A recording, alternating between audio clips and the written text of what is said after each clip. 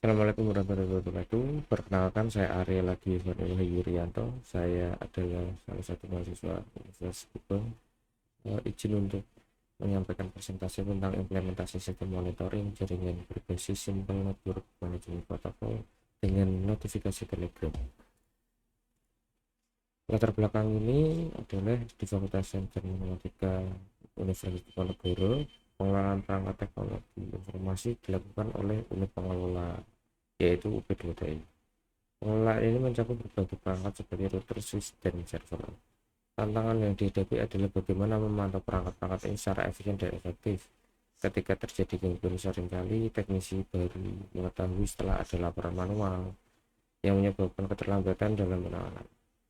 Oleh karena itu, kami mengusulkan sebuah sistem monitoring yang dapat memberikan notifikasi real-time kepada teknisi melalui Telegram, sehingga masalah dapat diidentifikasi dan ditangani lebih cepat.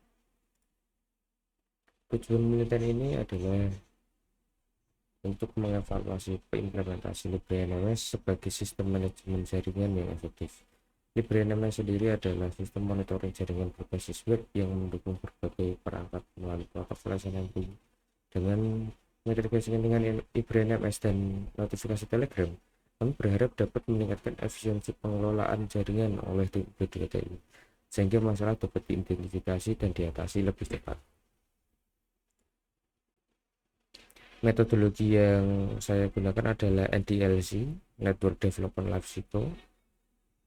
NDLC ini terdiri dari beberapa tahapan, ada analisis, desain, simulation, prototyping, implementation, monitoring, management. Namun yang saya gunakan di sini hanya adalah analisis, desain, implementasi, monitoring, dan manajemen. Untuk desain sistemnya sendiri mencakup beberapa komponen utama, perangkat jaringan seperti router dan switch, server LibreNMS, dan bot Telegram. Perangkat-perangkat jaringan dihubungkan ke server LibreNMS melalui SNMP yang memungkinkan LibreNMS untuk mengumpulkan data dan kesehatan perangkat.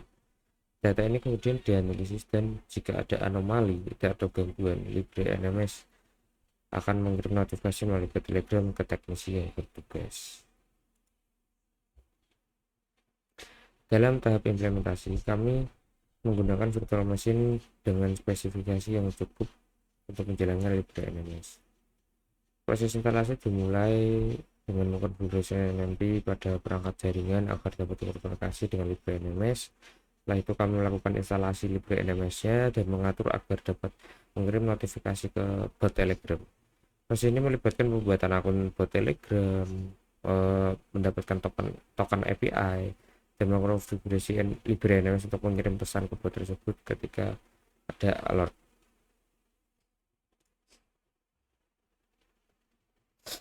Hasil dari implementasi ini menunjukkan peningkatan efisiensi dalam pemantauan dan pengelolaan perangkat jaringan.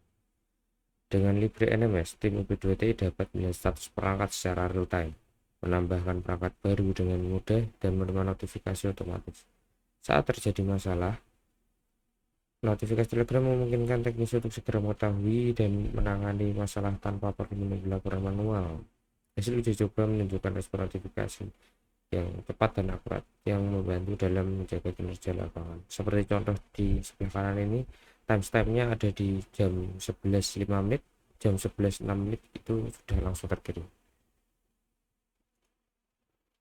Untuk kesimpulan dan saran, mungkin kesimpulannya adalah implementasi LibreNMS ini yang terintegrasi dengan notifikasi Telegram terbukti efektif dalam meningkatkan efisiensi pemantauan jaringan. Sistem ini memberikan notifikasi real time yang memungkinkan teknis untuk segera menangani masalah, sehingga downtime dapat diminimalkan. Untuk saran dari kami menyarankan agar ada pelatihan lebih lanjut untuk teknisi-teknisi ke depannya. Pelatihan ini berguna untuk memaksimalkan penggunaan sistem ini. Selain itu, pengembangan lebih lanjut seperti integrasi dengan sistem lain itu perlu juga. Mungkin ketika besok di masa depan ada switch yang lebih canggih itu kita harus belajar lagi untuk pengembangannya. Terus juga harusnya ada penambahan fitur analisis lanjutan. Nah ini lebih digunakan untuk fungsional sistem. Misal mungkin dari grafik yang saya contohkan di kanan ini adalah bandwidth dari perangkat. Mungkin jika diteliti lebih lanjut itu bandwidthnya itu bagaimana, apa yang perlu di-upgrade, apakah saatnya untuk upgrade, apakah belum. Nah, di sebelah kanan itu juga ada device summary. Nah, untuk device summary ini sendiri juga terdapat kayak sistem CPU-nya, RAM-nya berapa, ya, apakah itu masih load-nya masih mencukupi dan sebagainya. Sekian presentasi dari saya. Terima kasih. Wassalamualaikum warahmatullahi wabarakatuh.